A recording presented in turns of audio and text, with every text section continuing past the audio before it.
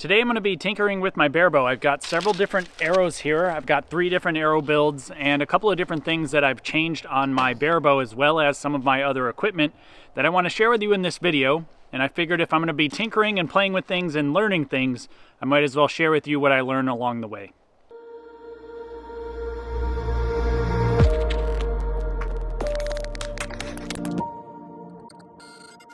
First and foremost, before I get too far into the video, sorry about my speech. I have Invisalign in. I just started the treatment, so excuse my odd S's. They're very sharp, as well as some of my other speech parts. It's going to be a bit odd. It's hard for me to actually talk with these in, so I'll get used to them as time goes on.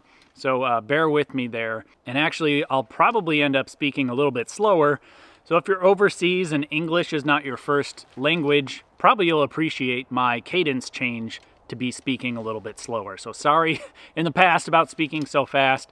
And yeah, just forgive me for my speech. It's going to be a little different for the next several months. So if you haven't seen the last video where I shot with a regular clicker on my Barebow, I'll have links in the description below and a card at the top up there. You should check that one out. And I talk a little bit as to why I'm using the clicker. And I found a few different things on it, and I wanted to say something about that too. So I'm not necessarily looking for a solution or necessarily looking for a workaround of target panic. I'm just wanting to enjoy Barebow. Barebow is a huge challenge. It's a lot of fun, but there is some drawbacks to that in my opinion. For me, it's the target panic issue. Target panic is very hard for me to manage. I can do it just fine with a clicker, and I can do okay with a compound and a release. I have to talk to myself through it the entire time. Barebow is very different. Barebow, there is no clicker, and there is no release mechanism letting go of the string for you. So I find it pretty much impossible to let go of the string without a psycho trigger, because you're essentially punching the trigger, you're punching the bow every time you let go of it with a Barebow without a clicker. At least that's how I feel. It is what it is, and I'm not looking to, make a stink about anything. I'm just wanting to have fun, and I want to learn more about Barebow so I can share with you what I've learned along the way. Now, I have been shooting these Maxima Recurve RZs that are old arrows that Carbon Express no longer makes. They're specifically for recurves. They're 500 spine. And I also have some 2312 X7s here, X23s I guess. They used to be X7s, they used to be Eclipse and all that. And I also have some 420, the 23 size Easton RX7s. So I've got a few different builds here that I want to test. I got a camera down range so you'll be able to see the impacts the whole time. So what I want to do is I want to see where I'm at with my tune of various different arrow builds. And I also built a custom Barebow tab for myself as well. I've been shooting the Yost for a good considerable amount of time, and it's a great starter tab, but there is some drawbacks that I really, wish were a little bit different, and instead of making this one better, I just built my own tab here. What I did is I took a KSL Gold from AAE, this one here, and I essentially took what the original shape was, this is on the back side here, and I ground down the front plate that I'll use to crawl off of. Eventually I'll have marks there for my crawl positions. And I ground it down with a grinder and basically took some Cordovan that I have that's uncut. That hole there is actually punched because that would be my good radius and good starting point for cutting an arrow slit hole for shooting split finger, but I don't want to do that. So that hole is just going to stay there because I had these pre-punched leathers, the front and the back, ready to go. And I just, I'm going to shoot it like it is. That hole is not even going to touch the string. So it's not a big deal. But the whole thing here is what I wanted to do is take my regular Barebow tab, which would be like the Yost, this, and I wanted to keep the shape of the KSL Gold on the back, because what it's designed to do is allow you to hook more on the top finger and less on the bottom, and that's why the plate is shaped that way. And then I wanted to have a finger spacer, but not a thick one because I'm not putting an arrow between my fingers. So it's really just a comfortable tab that's built exactly for me for Barebow, where it'll just sit in my hands much better. The leather is way better. The grain of the Cordovan is oriented perfectly, and it should be a much better tab and a much more fun tab for me to shoot. So I'm going to shoot it here. I want to shoot my 500 set of the Maxima Recurve RZs first, see where the bear shaft's going with the Yost, switch to my tab that I just built, see what I can do and see what happens with the tune more importantly, and then shoot the other big arrows after I get the limb, the center shots aligned for those arrows really quick, and just see what I come up with. I just want to get a baseline and see what I'm dealing with as far as the tune is concerned, because I'd like to continue to use my clicker, but I want to mount it on the riser. I want to get this sight bar off the bow. So I got to shorten my arrows a good 1.75 inches plus, and I got to find out what tune I'm using first, because I may not even have arrows available, and I'm about to place an order with Lancaster, so I'll probably order arrows if I need to get going. So that's the whole point of this video, is for me to tinker. I need to find some stuff out, and I figured instead of just doing it on my own, I'd share with you along the way what I'm finding. So yeah, I'm gonna get right to it.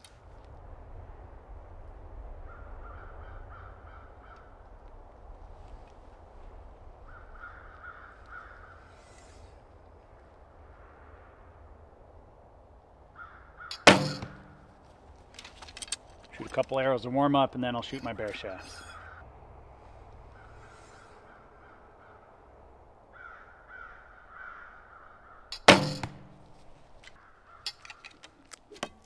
That nock's cracked, so I'm going right to bear shafts now.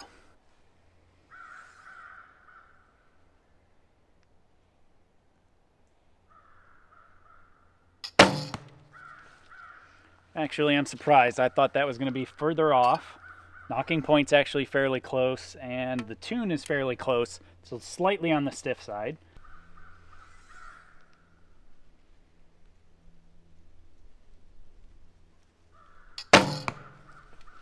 All right, so I'm gonna go down and get those and try shooting my other tab and see how it goes. I'm actually surprised that the tune is pretty close.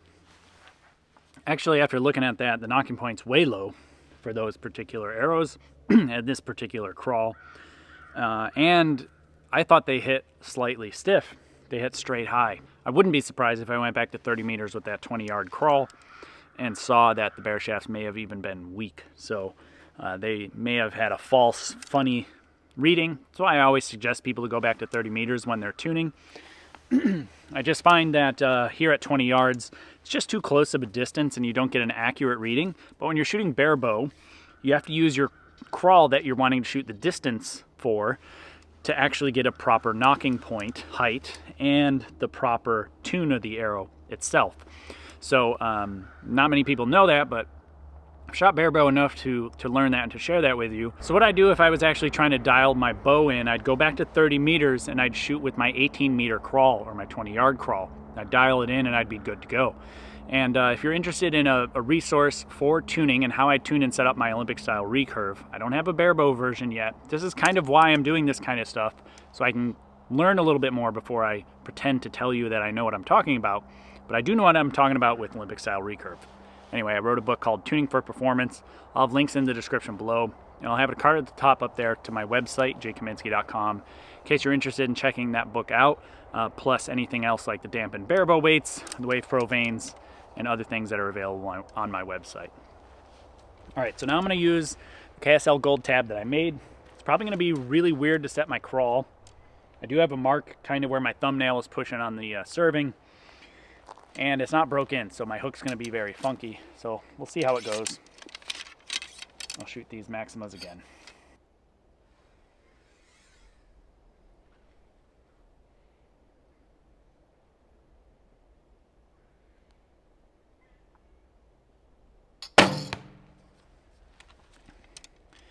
Tab plate's different, extra leather's in the way, all sorts of different things, but it does feel faster off the fingers, so I like that.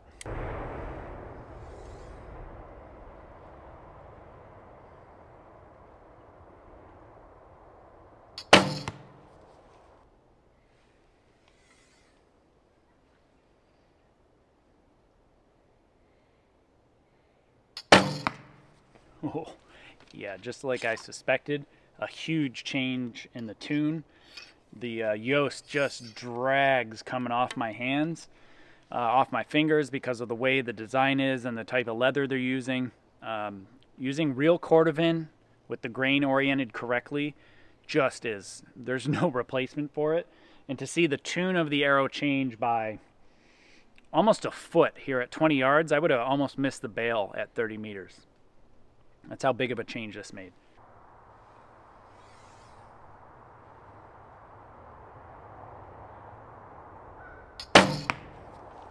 Yeah, that's just insane. So what I'm seeing is, with these 500s being that weak, I could in theory shorten those things up to get it on the front of the bow where my clicker plate would be here, and probably be pretty close on the tune, or at least be reasonably close. So that's nice. What I'm going to do now is I'm going to quick change my plunger, get my center shot dialed in for these bigger arrows, and get the rest set up so I can try it and see what the tune's doing there, so I can get a better idea as to which arrow that I may end up selecting to shoot some more indoor scores with here, and to learn a lot more about barebow. I'll start with the RX7s, and I want to get my rough crawl to start before I shoot my bare shafts. Gotta make this sniper a little harder to drop. The arrow's too heavy. Oh yeah. I will need to adjust my clicker. All right. I'm assuming this is going to go very, very weak. Just a guess though, only because the arrows are so long. They are 420, so they're a little bit stiffer than the Maxima Recurve RZs, but they are a good inch longer. So I think dynamically, they're definitely not going to act the same.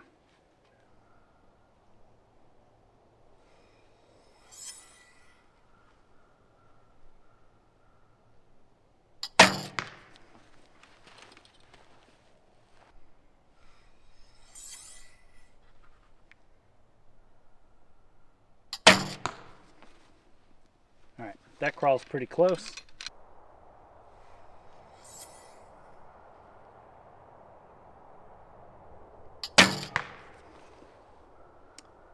Well, that knocking point's way off. I don't even know if you can see it, but I hit black high right on a 122 centimeter face here at 20 yards.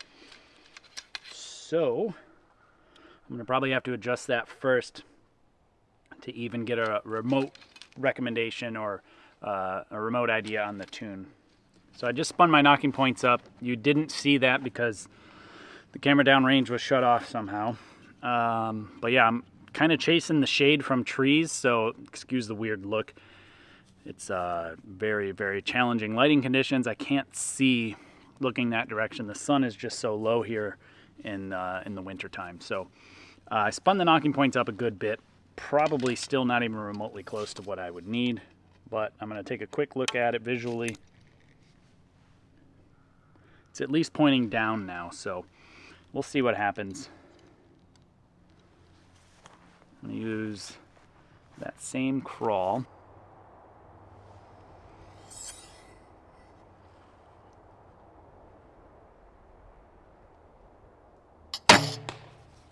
Hope if I put my arm guard back on.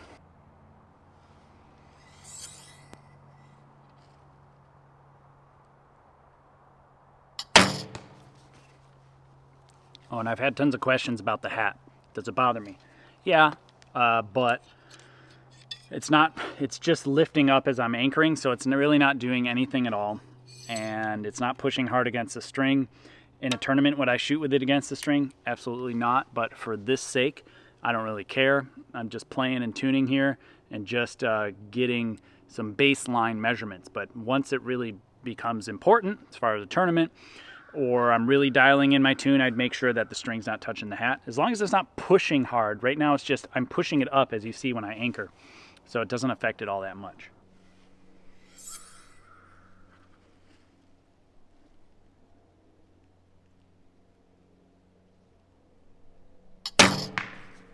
All right, still super low. And now the arrow's starting to go much weaker, which is expected. The good thing with getting the knocking point dialed in now is it'll probably be the same once I switch to the RX7s. I mean the X23s.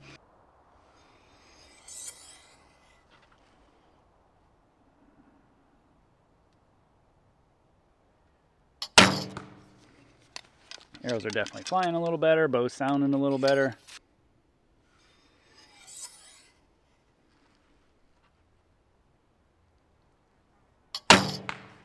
guessing this is going to go way weak. My button pressure is real low anyway, that's why I'm hitting right.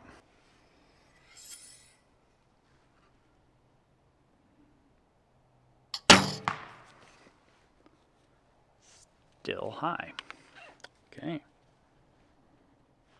All right, so I'm hitting very far to the right, and it's starting to turn into being weak. The bear shaft's hitting to the right, so I'm going to dial up my button pressure a good amount. Maybe I'll start to hit near the center of the target this way.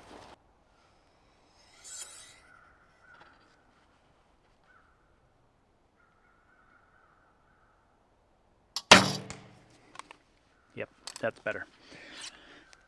Having a really hard time actually anchoring because of the excess leather. I left it long because I knew I'd want to trim it once I got it broke in, and it's sticking against my face like this, so it's hard to get in there to anchor, so I have to move it out of the way. So I move my head so much when I'm coming in to anchor.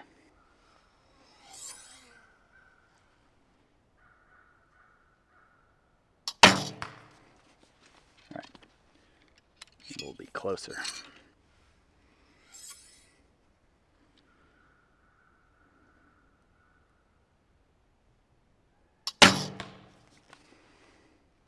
Nice. Even the stiffness, weakness came in a little bit. Tune is actually really close considering, which is not a good thing necessarily, because if I want to shorten these arrows, you know, this much, this is looking like 2.5 inches, maybe 2.25 inches. That would stiffen the arrow up dramatically. I believe these are 100 grain points in them. So I'd end up having to shoot much heavier points, which kind of defeats the purpose of the RX7s. Yeah, so not what I was hoping for. The knocking point's definitely coming in. I'm going to make one more adjustment, try that again, and then I'll shoot my X23s, and then I'll come up with a game plan for the next video. So let me dial this up a little bit more. I'm also going to dial the button pressure down a little bit because I was hitting to the left there. And this is the challenge with Barebow. As you adjust the plunger tension, it can do a couple things. One is it can change your impact point, so it's kind of like your sight left and right, but it also affects your tune at the same time. So it's really important to make sure that you're aware of what you're doing because, you know, I was hitting pretty weak, but I was also hitting way far to the right, so it made sense. Turn the button pressure up, moves the groups to the left, also stiffens up the arrows a little bit too. So that worked out correctly, but if it was two of the opposite things, say stiff and hitting right, then there's something big going on, maybe some contact issues, some clearance issues, things like that. But it's working out so far in my favor here that I was hitting to the right, up the button pressure, now it's good, but I went a little bit too far. Just took it down a little bit. Hopefully that'll help.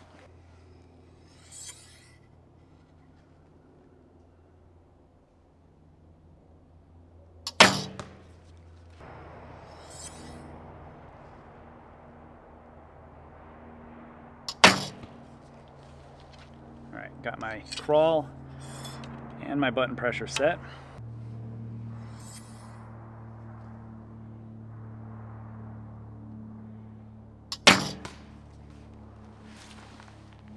Pretty close. From here I'm going to say that might be on the stiff side based on the angle of the arrow, but there's no way for me to tell here from 18 meters, 20 yards, let alone with just one bear shaft. I really need at least two, and because the arrow's kind of not flying great, if I go back to 30, as I originally said, it'll give that arrow a lot of time to kind of plane off and decide what direction it's going to go, stiff or weak, and then I can actually get a good proper tune down. But right now it's pretty close. This is about as good as I can get here at 20 yards, which is good but bad because I got to shorten those arrows 2.5 inches. So what I'm going to do now, I'm going to move the clicker for these X23s, which are 2312s, and they probably have 150 to 200 grains in the point. So once I get all my data points down, I should have a rough idea as to what I want to do and narrow down my choices for what arrow I want to try to shoot off of this bow with a clicker on the front of the riser instead of a ridiculous sight bar mounted to it. So initial feedback on this tab is I love it. Once I get it trimmed, that excess leather out of the way, it won't be in my face, and it'll probably be great to use. I can definitely get my hook how I want it. The shape of the string angle on the tab is angled forward, meaning I'm using less of my ring finger, just like I'd like to. So I'm really happy with that.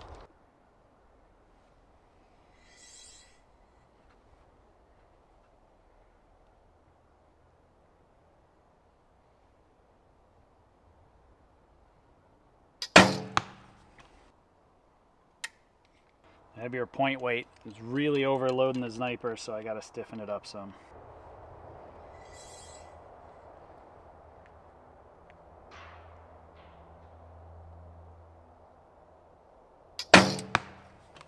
Crawl actually might be the same.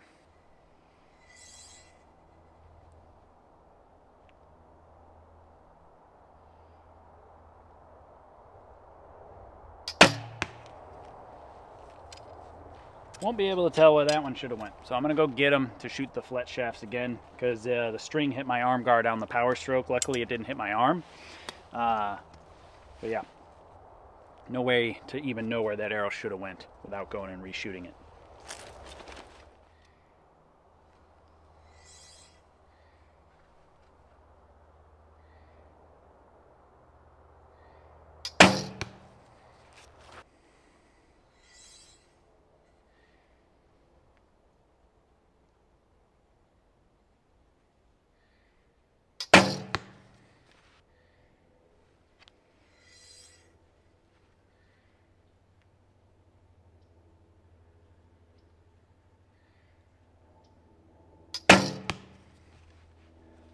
A little stiff. Not quite what I was hoping for.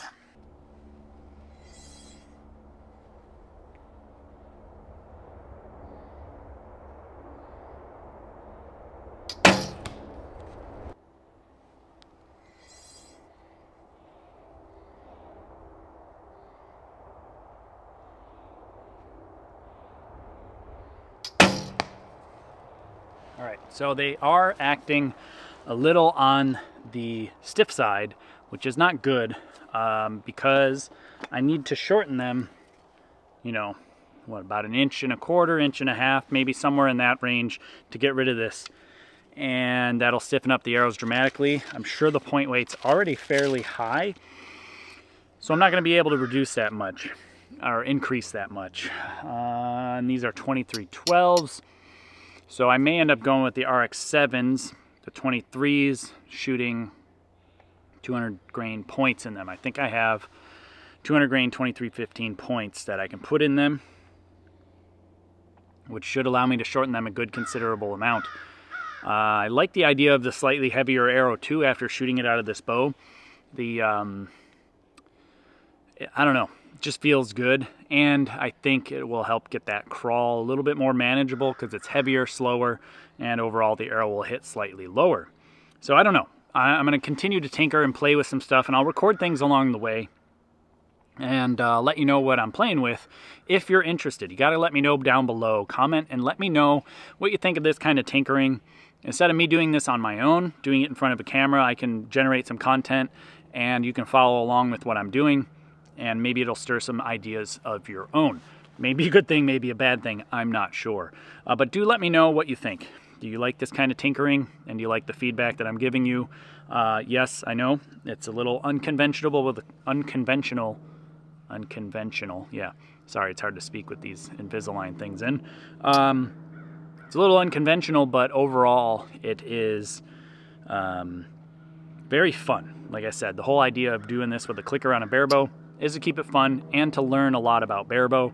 And I want to get this thing dialed in a little bit better so I can have a lot more fun with the Barebow and continue to explore things, learn things, and share them with you all along the way.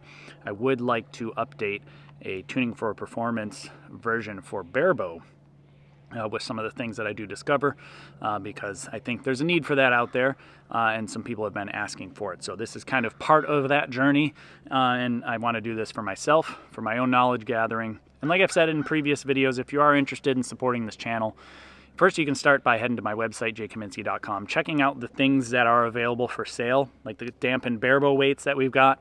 In Europe, I believe they just got the blackened Barebow weights, and they're lasering them right now and assembling them, and I believe within a week they're hoping to fulfill all the back orders that we have. So the black Barebow weights are in stock, or at least on their way to being in stock in Europe, and ours are currently headed to a plane to be shipped over here so we can pick them up. They're actually machined in Austria right now, and we're grabbing a shipment of those, and we'll have them blackened and assembled and out to all of our customers here in the US. Really trying to get them out before Christmas. Sorry about the delay. It's just been hard connecting all the dots and setting things up for the very first time. So please bear with us there. I appreciate everybody's patience. I really appreciate everybody's support. Like I said, you can head to jkaminski.com, kaminskiarchery.com, links in the description below. No discount codes for Lancaster, but if you click those links before you shop there, really helps me out. I got 10% off for the Push Archery products, the quivers, and 10% off for Arcore grips. Just use my name, Kaminski, at checkout, and you get 10% off all their products at those 2 different websites. So thanks for watching. Appreciate it. And thanks to those who support this channel. Hey, if you like this video, consider sharing it. Hit that thumbs up button and subscribe down below. Genuinely, those things help this channel grow, and I rely on you to help spread the word about the channel. Also, if you wouldn't mind, please do consider supporting this channel. There's many different links in the description below. Can't thank my supporters enough. Without you, I wouldn't be able to produce this content, at least not to this level. So thanks.